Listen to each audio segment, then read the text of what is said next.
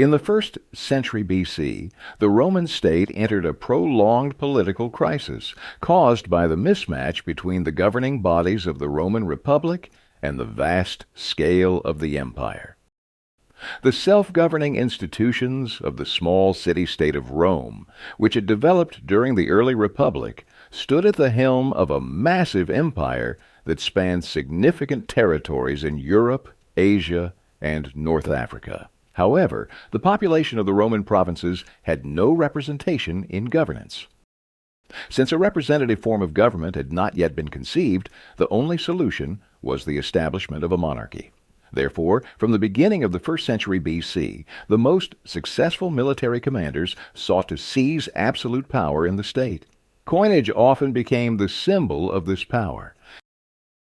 At the beginning of the century, Lucius Cornelius Sulla achieved absolute power, being appointed perpetual dictator in 82 BC. Another contender for the role of dictator was Gnaeus Pompeius, known as Pompey the Great. Then came the turn of Gaius Julius Caesar, who, after the conquest of Gaul, became the de facto ruler of Rome, effectively establishing a monarchical form of government.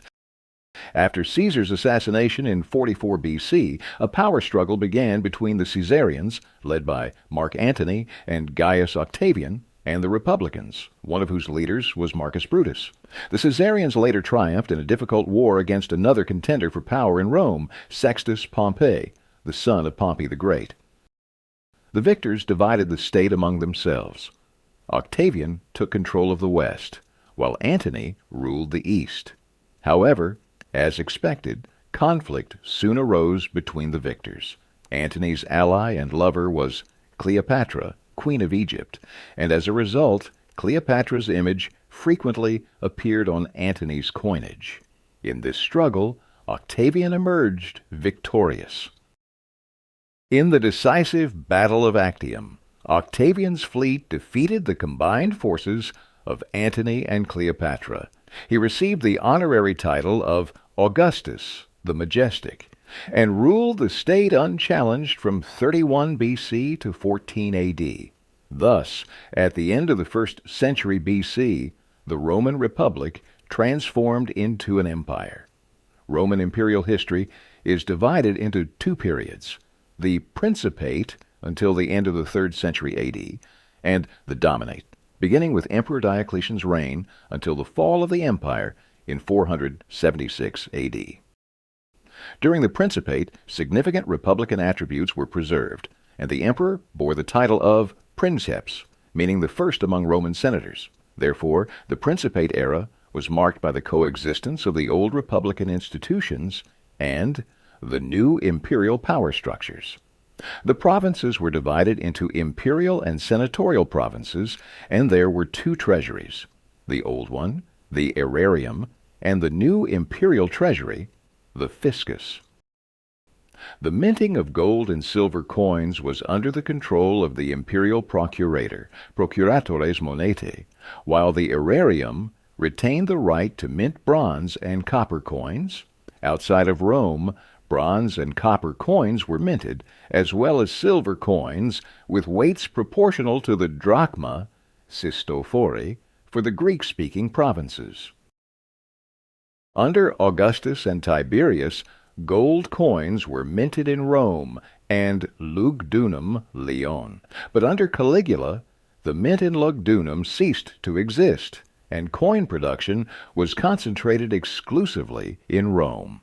After the division of the Roman Empire into the Eastern and Western Roman Empires in 395 AD, gold coin minting began in the capital of the Eastern Roman Empire, Constantinople.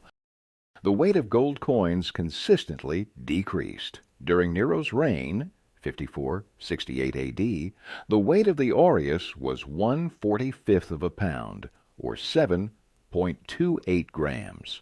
Under Caracalla, it dropped to 1/50 of a pound, or 6.55 grams. Of the silver coins that existed during the Republic, the minting of the denarius and quinarius continued, while the sestertius was minted from bronze or brass.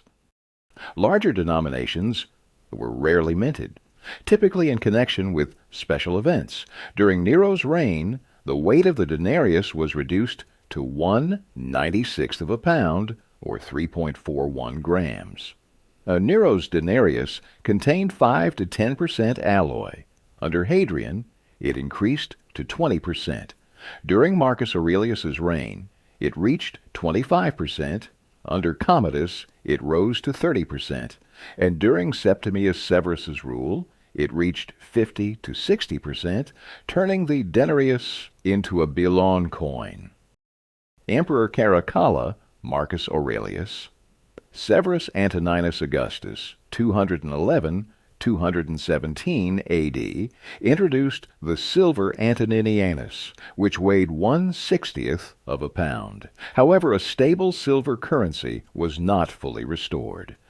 Several types of bronze coins were also minted, including the sestertius, which, as before, was worth 4 asses and weighed 1 ounce. It was minted from brass, an alloy composed of 80% copper and 20% zinc. The sestertius was the main coin during the Imperial period. The ASO was minted from copper and weighed 0.25 ounces.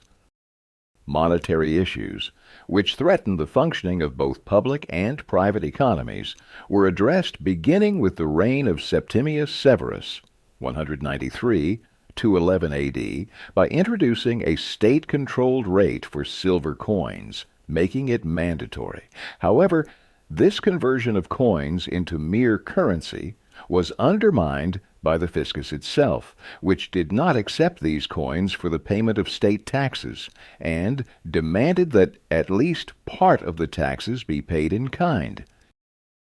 In the 3rd century, the Roman Empire was once again engulfed in a political crisis caused by the fact that the system of the Principate had exhausted itself. This crisis was manifested in the kaleidoscopic turnover of emperors, who, upon coming to power, quickly became victims of military coups led by new contenders. Independent states began to emerge within the empire, pursuing their own policies and minting their own coins. I will tell you about some of them.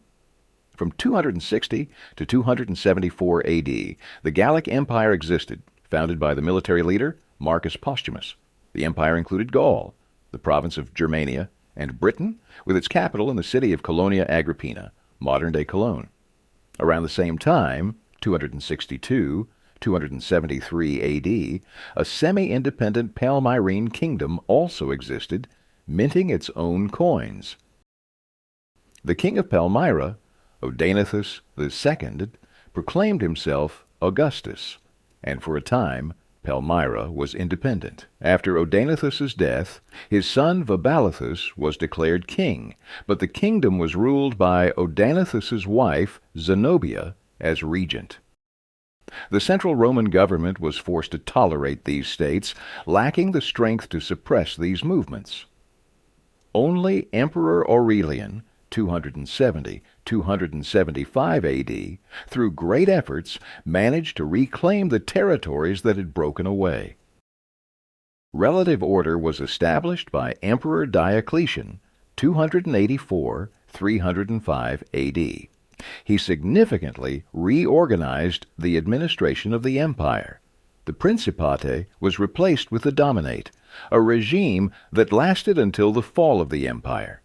The Roman monarchy acquired the features of a classical monarchy, with no place for republican institutions, and the emperor himself was called Dominus, Lord, effectively becoming an absolute monarch. Recognizing the difficulty of governing such a vast empire, Diocletian divided it into 4 parts, which were to be governed by 2 Augusti and 2 Caesars, working in harmony. Diocletian also attempted to stabilize the currency and restore the proper relationship between the value of money and its weight.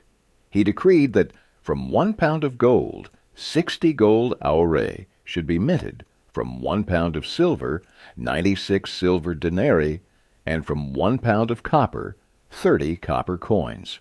The primary coin was designated as the denarius, and in his 301 AD edict on prices, all prices were set in denarii. According to the established exchange rate, 1 pound of gold equaled 60 gold coins, 1,500 silver coins, and 24,000 copper coins, while 1 silver coin was equivalent to 16 phallus, small change coins. Thus, the gold coin contained 5.5 grams of gold. However, the new coins quickly disappeared from circulation as people hoarded them, turning them into treasures.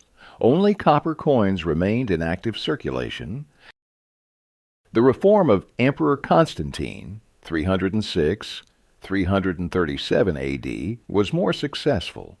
In 314 AD, he ordered the minting of the solidus aureus, which weighed 1/72 of a Roman pound, or 4.55 grams.